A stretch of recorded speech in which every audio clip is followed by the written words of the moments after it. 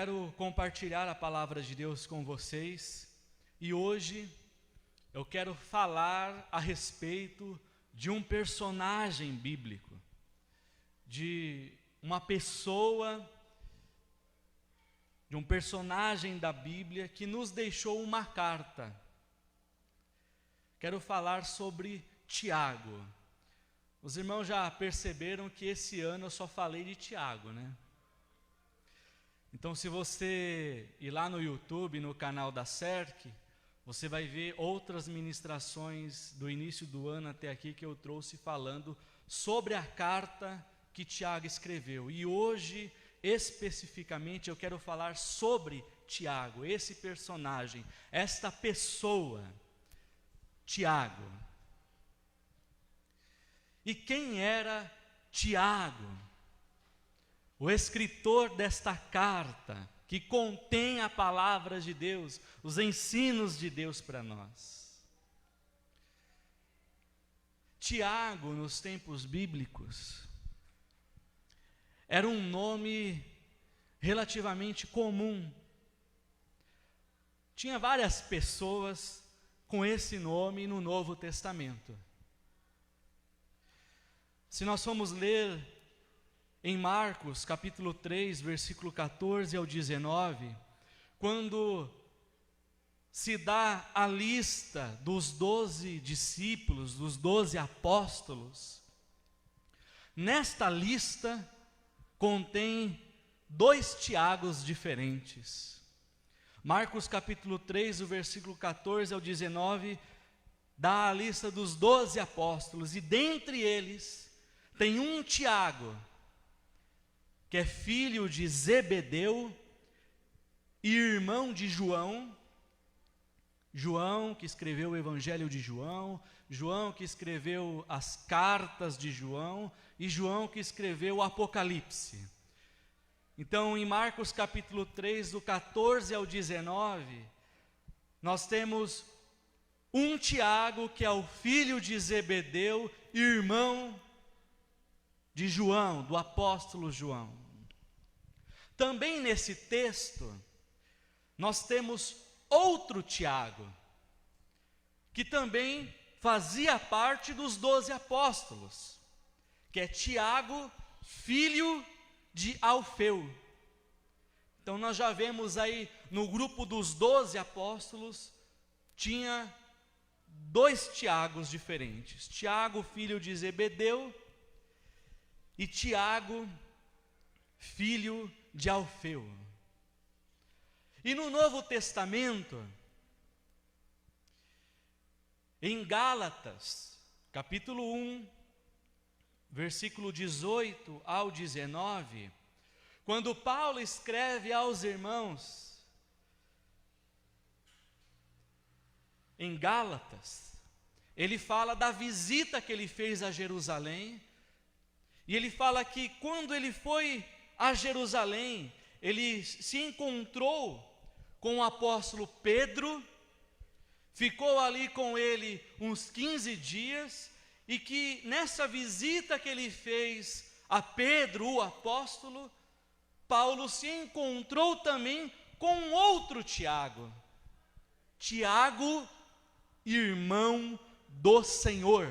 Gálatas capítulo 1, versículo 18 e 19. Paulo fala de um terceiro Tiago no Novo Testamento.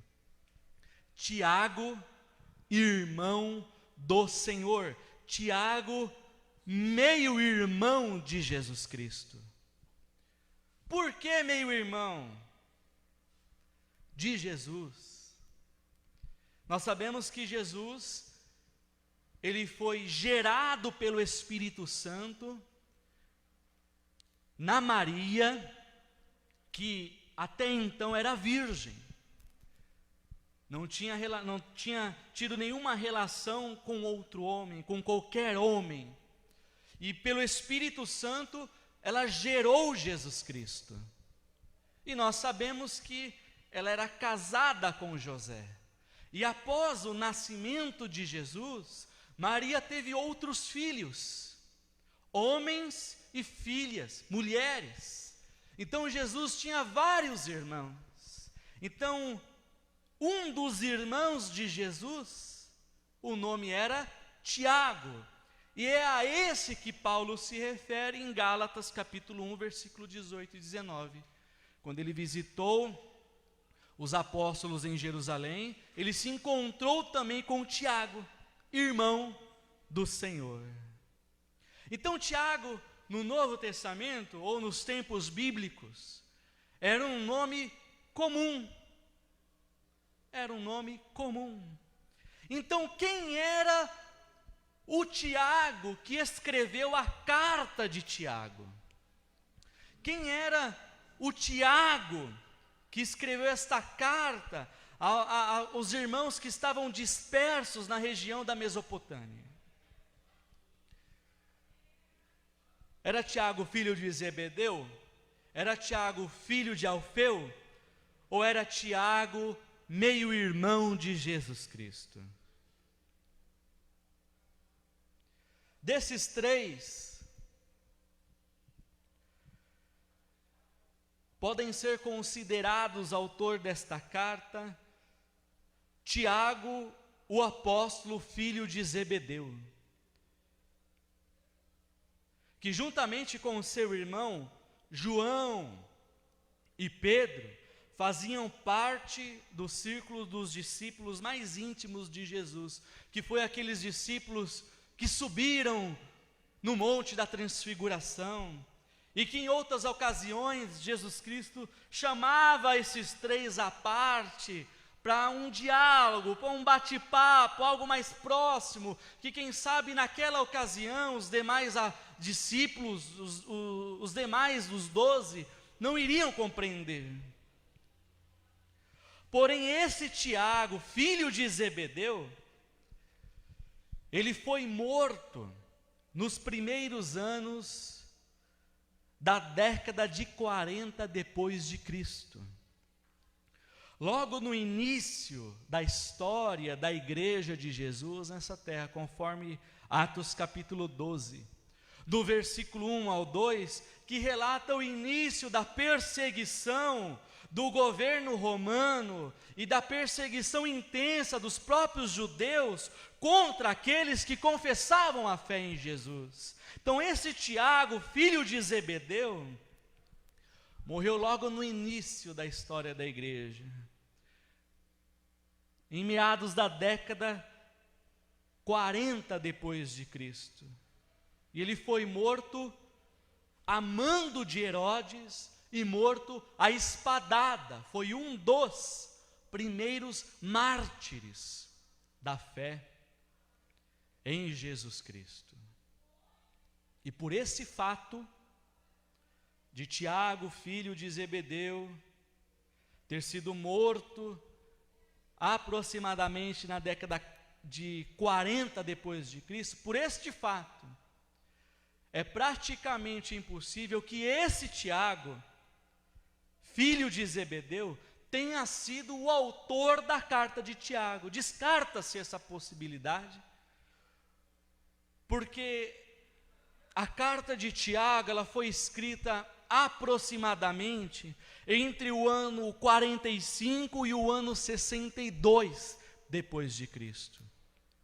Ou seja, após a morte de Tiago, irmão de João, filho de Zebedeu. Então descarta-se essa possibilidade, restando apenas então um Tiago, irmão de José, irmão de Judas e meio-irmão de Jesus Cristo, o qual é mencionado nos evangelhos e o qual se dá a autoria da carta de Tiago, que compõe as epístolas do Novo Testamento. Esse Tiago, meio-irmão de Jesus, ao qual nós atribuímos a ele a autoria da carta de Tiago, até que Jesus morresse, até que Jesus ressuscitasse, até que Jesus ascendesse aos céus, esse Tiago, meio-irmão de Jesus, juntamente com os demais meios-irmãos e irmãs de Jesus, todos eles eram descrentes em Jesus Cristo. Todos eles não acreditavam em Jesus como Filho de Deus. Em João capítulo 7, versículo 5, diz assim: pois nem mesmo os seus irmãos criam nele. Nem mesmo os irmãos de Jesus acreditavam que ele era o Filho de Deus.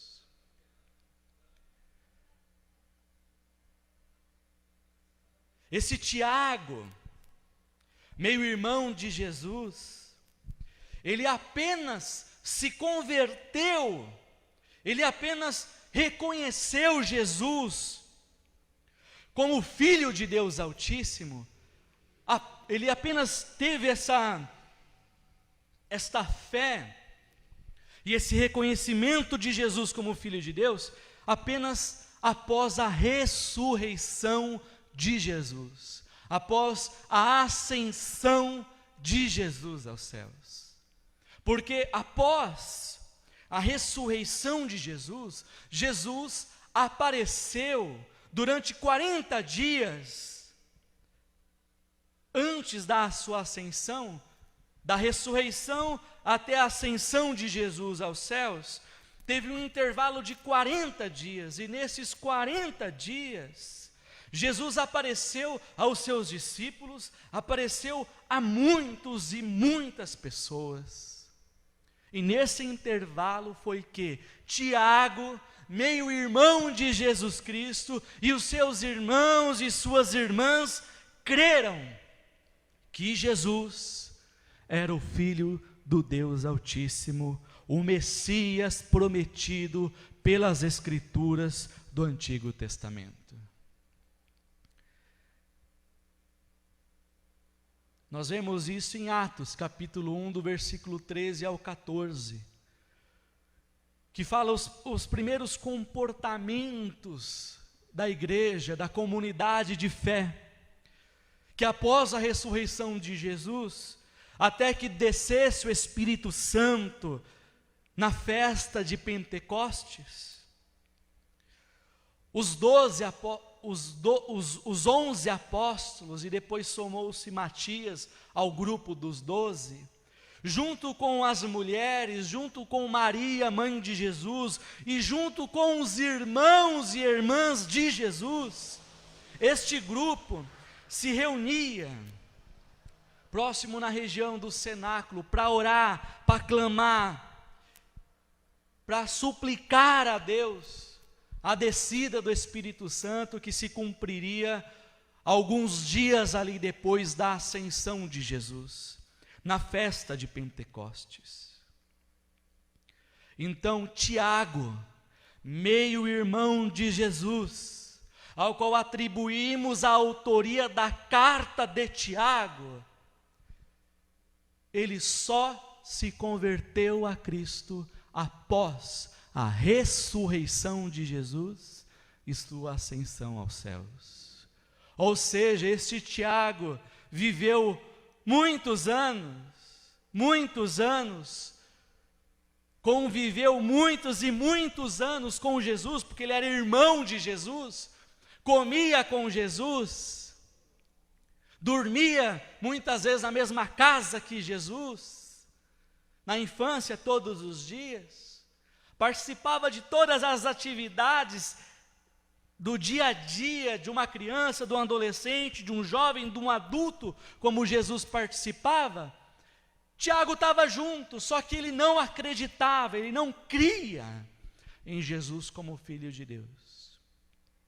Até o evento da morte, ressurreição e ascensão de Jesus aos céus. Tendo dito todas essas coisas que eu falei a vocês, você pode estar se perguntando: Jonatas, Qual a relevância dessas informações para os dias atuais? Qual a relevância de tudo isso que você falou, desse contexto histórico? Qual a relevância de tudo isso para os dias atuais? O fato de Tiago, meio-irmão de Jesus,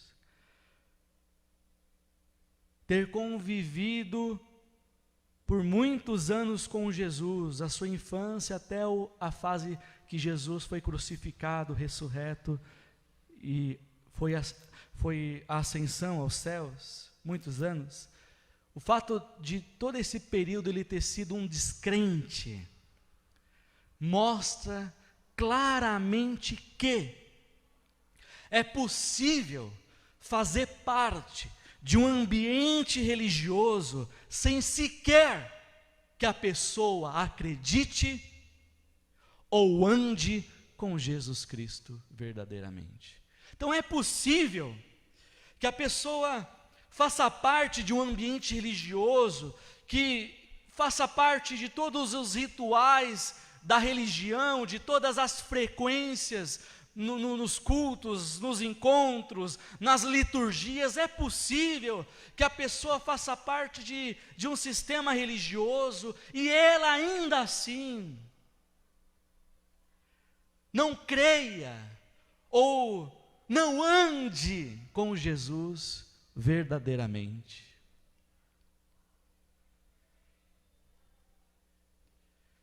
O próprio Jesus Cristo fez essa afirmação. Em Mateus capítulo 7, do versículo 21 ao versículo 23, Jesus diz assim: nem todo aquele que diz Senhor, Senhor, entrará no reino dos céus, mas aquele que faz a vontade do meu Pai que está nos céus. Muitos me dirão naquele dia: Senhor, Senhor, não profetizamos em teu nome? Em teu nome não expulsamos demônios? Em teu nome não fizemos muitas maravilhas? O coxo não andou? O paralítico não levantou? O enfermo não foi curado? Milagres não aconteceram em seu nome que nós proferimos? Então, Jesus dizendo, então lhes direi abertamente, claramente, para que não haja dúvida: nunca vos conheci, apartai-vos de mim, vós que praticais a iniquidade. Jesus fez essa afirmação, que é possível que a pessoa participe de um ambiente religioso, de um sistema religioso, de que essa pessoa até expulse demônios em nome de Jesus, porque não é a pessoa que expulsa o demônio, é o nome de Jesus que expulsa. É possível que uma pessoa ore por outra enferma e esta seja curada. É possível que uma pessoa ore e outra pessoa receba um milagre em sua vida. Mas quem fez o milagre não foi esta pessoa, foi Deus, em sua misericórdia, em sua compaixão, em seu amor para conosco. É possível que em nome de Deus ou em nome de Jesus, eu ou qualquer uma outra pessoa faça milagres. E ainda assim, ainda que passe a vida toda participando de um ambiente religioso, de um sistema religioso, ainda assim pode ser que esta pessoa não conheça a Cristo de verdade, não ande a Cristo verdadeiro, não ande com Cristo verdadeiramente. Jesus disse: nem todo aquele que me diz Senhor, Senhor, entrará no reino dos céus, mas todo aquele que faz a vontade do meu Pai que está nos céus. Só vai entrar no reino de Deus Só vai entrar no reino dos céus aquele que faz a vontade do Pai que está nos céus. Carteirinha de membro, frequência em culto, ou qualquer uma outra coisa, não te qualifica para entrar no reino dos céus. O que te qualifica, vamos dizer assim, entre aspas, né? É você fazer a vontade de Deus. Andar como filho de Deus nessa terra. Aí agora vem um ponto de interrogação na cabeça. Como que eu sei se estou fazendo a vontade de Deus? Porque se frequência nos cultos, se participar do ambiente religioso, se expulsar demônios, se realizar maravilhas em nome de Deus, não me credencia, ou não me qualifica, ou não me dá acesso à morada eterna, e sim fazer a vontade de Deus, então, como que eu sei se estou fazendo a vontade de Deus? Essa pergunta, ela parece ser uma pergunta com uma resposta muito difícil. Mas a resposta é mais simples do que você imagina. Essa resposta para esta pergunta é mais simples do que você imagina. Como que eu sei se estou fazendo a vontade de Deus? Então preste atenção. Se tudo que você fizer, as suas obras, se tudo que você falar, se o modo que você agir, tudo que compõe você, tudo que é você, passar pelo filtro do amor, é vontade de Deus, é da vontade de Deus. Então você imagina assim, você tem uma grande peneira, tudo que for a sua vontade, tudo que for as suas palavras, tudo que for a sua ação, tudo que compõe a sua vida, tudo que é o teu ser, que te faz existir, tudo está descendo. Se passar pela peneira, é a vontade de Deus. Na peneira, no filtro, se não passar dali, aquilo não é a vontade de Deus, ou não é da vontade de Deus. Como que eu sei se a vontade de Deus? O que passar pelo filtro do amor é a vontade de Deus, é da vontade de Deus. O que não passar pelo filtro do amor não é a vontade de Deus, não é da vontade de Deus. Veja como é simples. João, na sua primeira carta de João, capítulo 3, versículo 14 ao 18, ele explica um pouco isso que eu te falei. João diz assim: nós sabemos que passamos da morte, ou seja, do pecado, da iniquidade, porque o salário do pecado é a morte. Todos pecaram e fora da graça de Deus estão. Necessitamos da reconciliação feita através do sangue de Jesus. Está em Romanos. Então, 1 João 13, 14 e 18 diz assim: nós sabemos que passamos da morte, ou seja, do pecado, para a vida. Fizemos essa transição da morte para a vida, e vida aqui representa a ressurreição de Jesus, manifesta em nós, onde o velho homem morre, a velha criatura morre, e ressurge a nova criatura em Jesus. Então nós sabemos que passamos da morte para a vida, porque amamos os irmãos.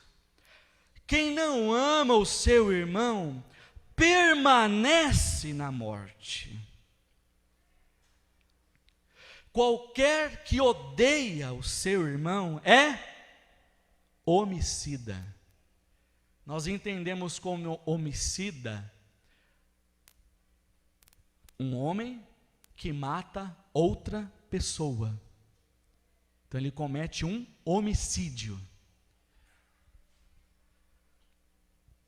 A Bíblia é mais profunda, porque matar um outro homem é só a exteriorização daquilo que já está dentro da pessoa. Então, qualquer que odeia o seu irmão é homicida. O ódio dentro do coração de uma pessoa faz dela um homicida.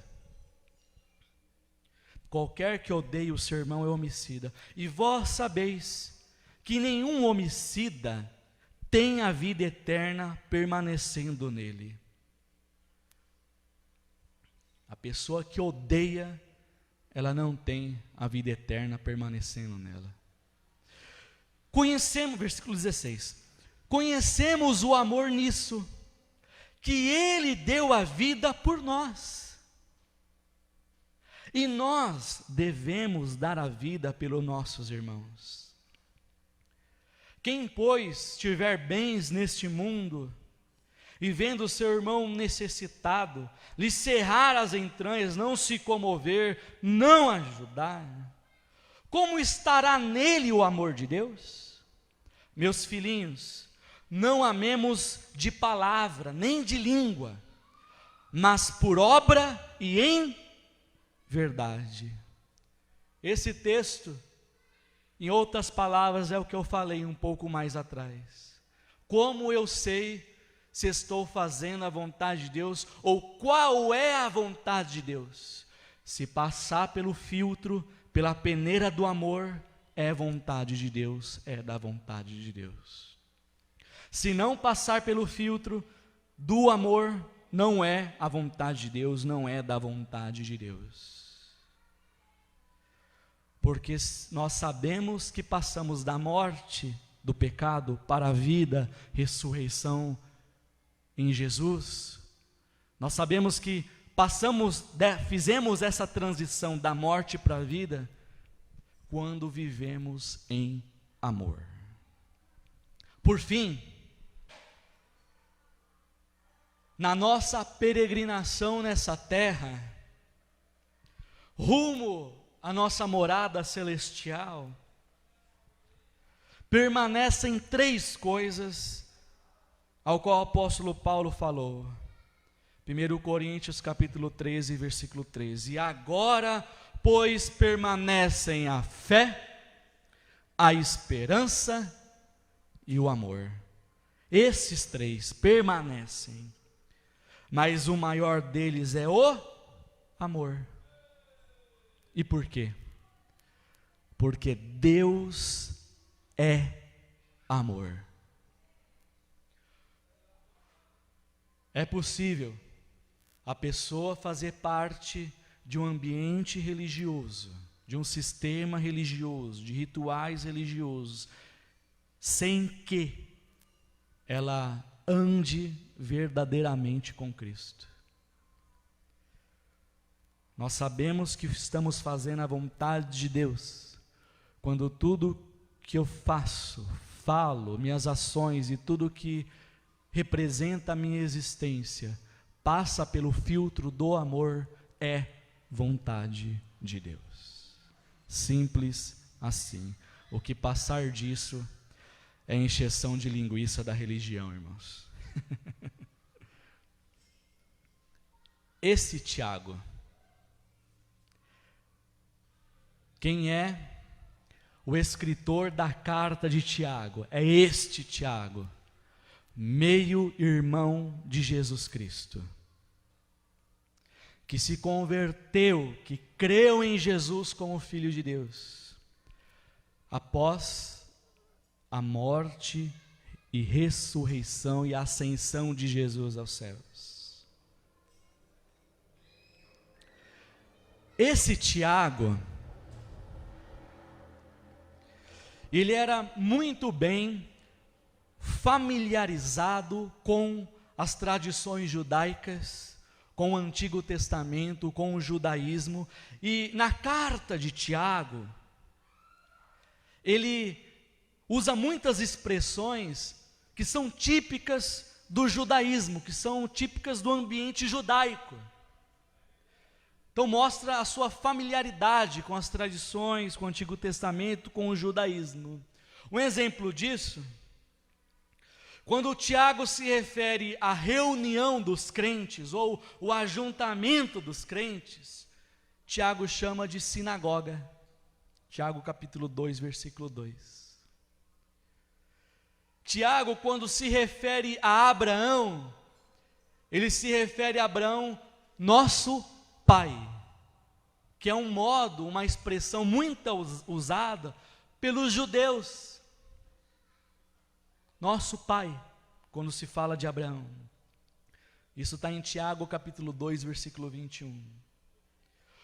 Quando Tiago, na carta de Tiago, ele se refere a Deus, ele também se refere a Deus como sendo o Senhor dos exércitos. E essa identificação de Deus, o Senhor dos exércitos, você vai encontrar no Antigo Testamento de mão cheia. Era um modo, era uma expressão típica dos judeus a se referir a Deus, o Senhor dos exércitos. Tiago, meio-irmão de Jesus, autor da carta de Tiago, ele conhece muito bem o Antigo Testamento.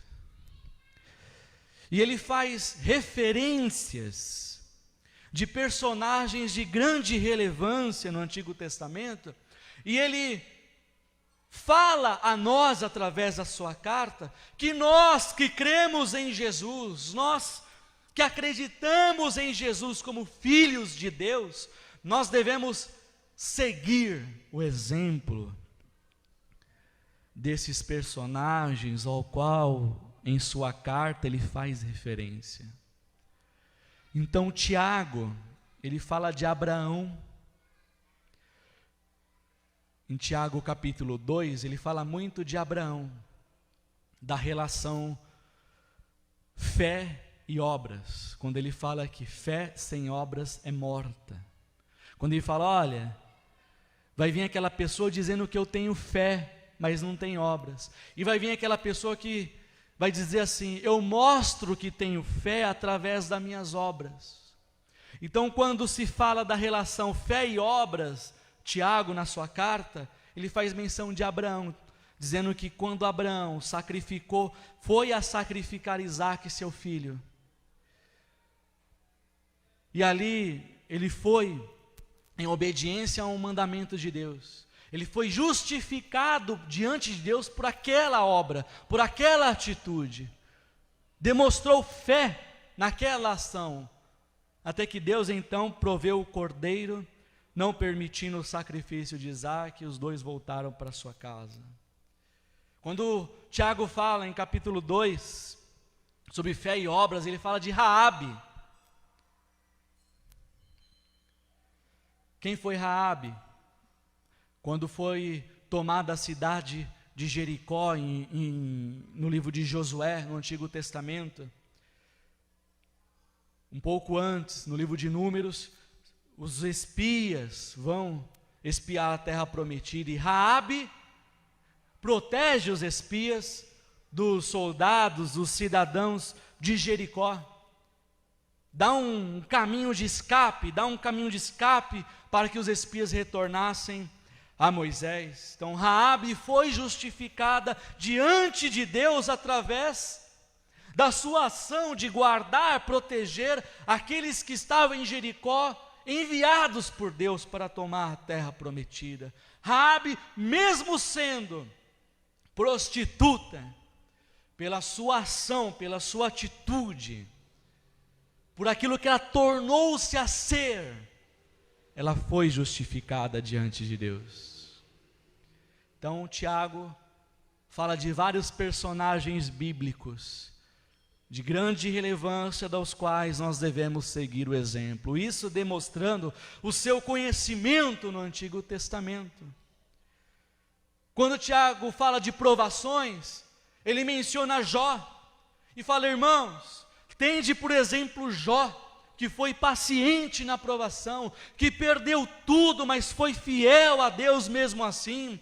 E o que aconteceu com Jó, irmãos? Tiago fala: Deus lhe recompensou grandemente.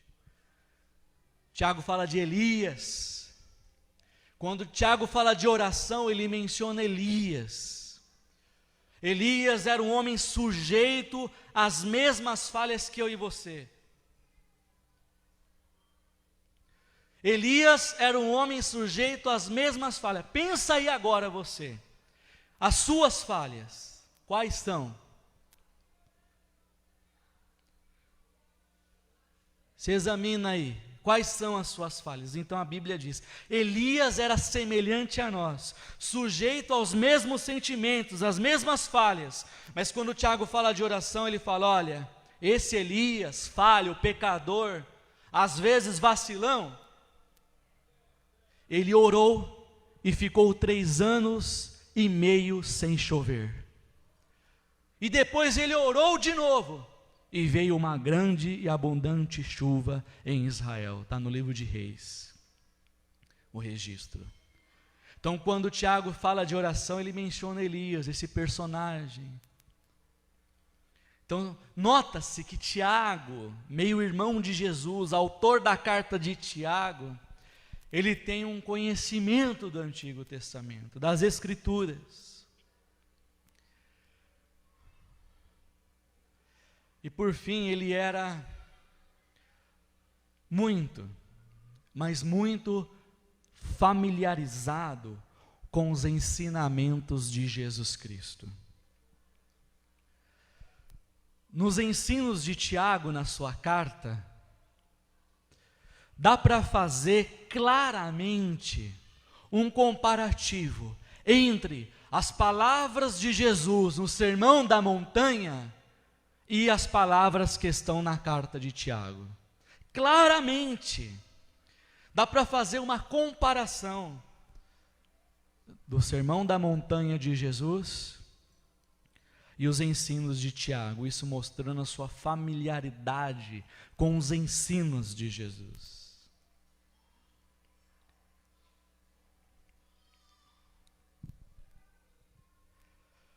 Ou seja, Tiago manejava muito bem a palavra de Deus. A vivência pessoal de Tiago com Jesus Cristo e o teor dos ensinos de Tiago é que atribui a ele uma autoridade apostólica, sendo considerado pelo próprio apóstolo Paulo. Tiago era considerado uma das colunas da igreja em Jerusalém. Em Gálatas capítulo 2, versículo 9 diz isso, Paulo falando a respeito de Tiago, Pedro e João, que eram considerados as colunas do evangelho em Jerusalém. Pois bem, novamente você deve estar se perguntando, o que tudo isso tem a ver com os dias de hoje, Jonatas? Eu ouvi, eu entendi, mas o que tudo isso tem a ver com agora, com o hoje? O que eu faço com toda essa informação, Jonatas?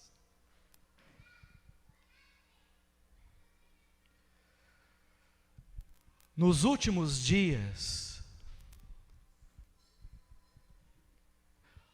um dos sinais dos últimos dias é o engano através de falsos profetas. É um dos sinais dos últimos dias. Esse engano, ele é sutil e ao mesmo tempo age de forma intensa. Sutil é igual Jesus falou, que veio jogou um pouquinho de fermento na massa e levedou, fermentou todo o pão. E ninguém percebeu. Sutil porque vem disfarçado, vem maquiado. É o falso profeta ou o lobo vestido em pele de ovelha.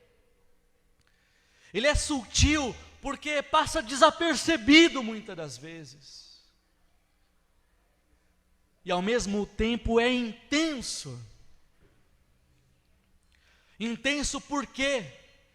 Porque o engano, ou como outras referências no Novo Testamento, o espírito do engano, ou o espírito do anticristo, ele age desde sempre nesse mundo.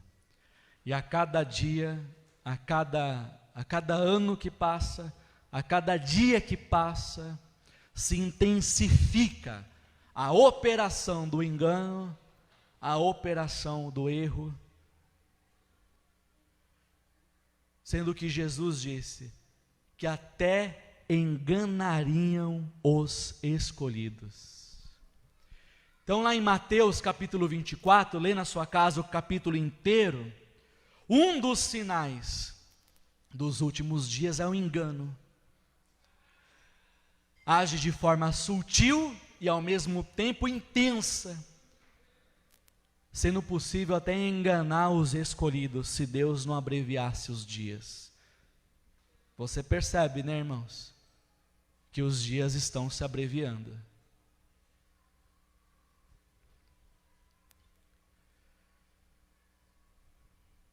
Então, Jonas, o que quer dizer tudo isso que você falou de Tiago, desse conhecimento que ele tem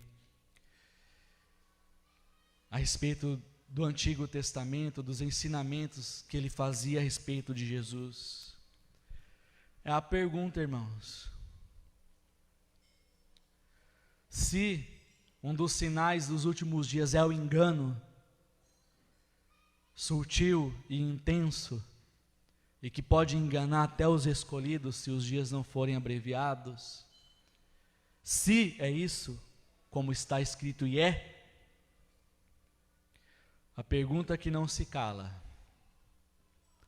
como está a nossa dedicação em conhecer Jesus Cristo através das Escrituras?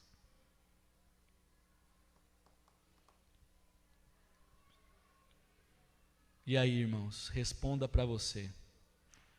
Que até, às vezes, até eu me incluo no meio também, irmãos. Aqui nós estamos tudo no mesmo balaio. A pergunta é para todos. Como está a nossa dedicação em conhecer Jesus através das Escrituras? Porque às vezes, eu vou dizer, o ser humano é preguiçoso. A gente quer a comidinha igual do passarinho. Você já viu o passarinho como alimenta o filhotinho?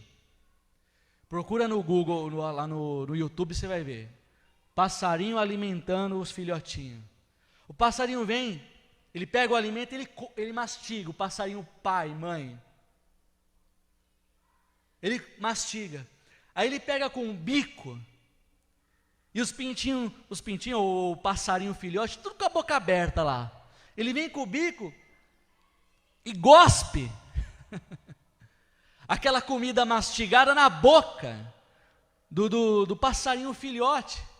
E ele vai lá e come, vai digerindo e vai se alimentando. Irmãos, às vezes a gente é a mesma coisa.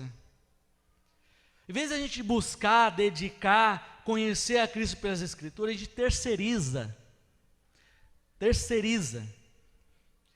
Aí a gente começa a conhecer Jesus de tabela, pelo que os outros estão falando, pelo que os outros estão dizendo.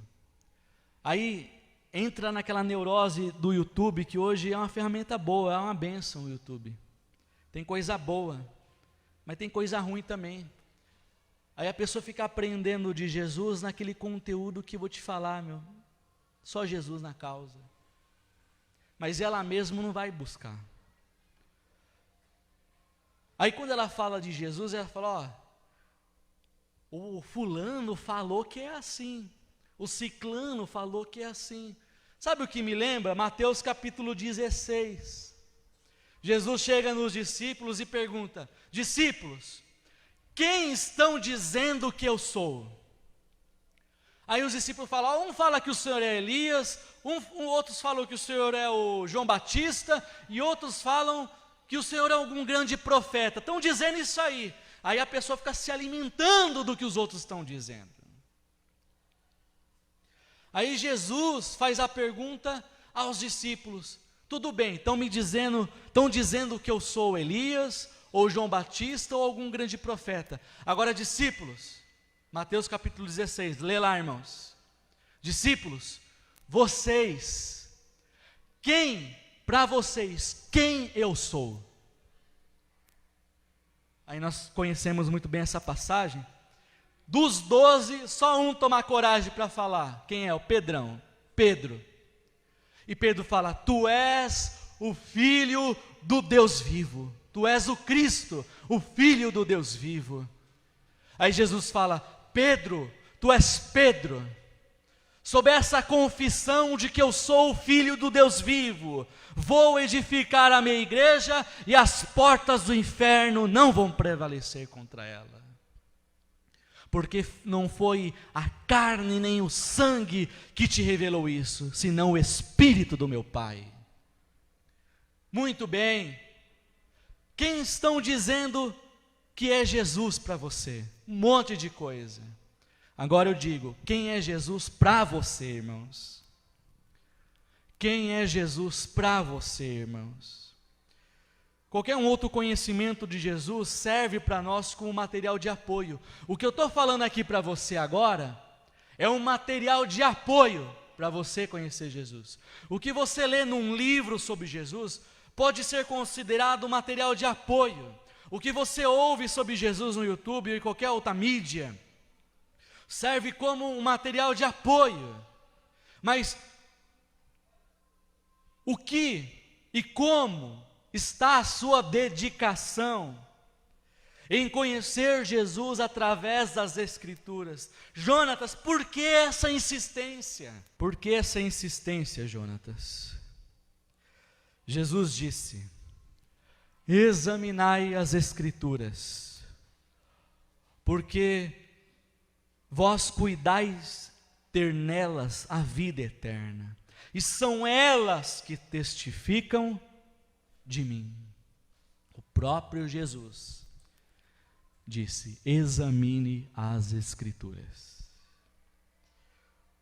Paulo disse em Timóteo, 2 Timóteo capítulo 3, versículo 16 e 17, toda a Escritura é divinamente inspirada, proveitosa para ensinar, para redarguir, para corrigir e para instruir em justiça, para que o homem de Deus, para que as pessoas sejam maduras em tudo e perfeitamente instruídas para toda boa obra.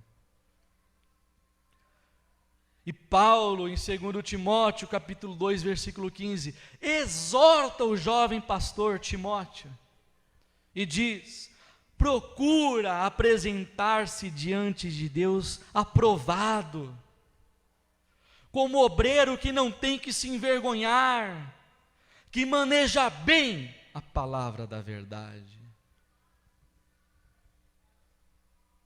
O que tem a ver, Tiago, meio-irmão de Jesus, conhecer tanto como você explicou, Jonatas? O que tem a ver comigo? Tem a ver isso, irmãos? Como está a nossa dedicação em conhecer Jesus Cristo através das Escrituras? A exortação de Paulo a Timóteo é a exortação para nós hoje, é a exortação do Espírito de Deus para nós hoje.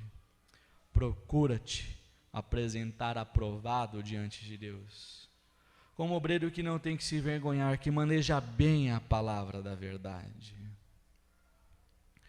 Porque é nesta palavra que temos a vida eterna, é nessa palavra que se testifica sobre Jesus, é nesta palavra que sofremos a transição da morte do pecado para a ressurreição da vida em Jesus Cristo, é nesta palavra em Jesus Cristo que um dia, num piscar de olhos, os mortos vão ressuscitar, os vivos serão transformados em um corpo de glória, e vamos nos encontrar com Jesus nos ares, e vai se cumprir aquela palavra: aonde na casa do meu Pai tem muitas moradas, aonde eu estiver, vós estejais também. Eu vou para o meu Pai, porque lá tem muitas moradas, e aonde eu estiver, vocês também vão estar. Esse era Tiago, meio-irmão de Jesus Cristo e o autor da carta de Tiago.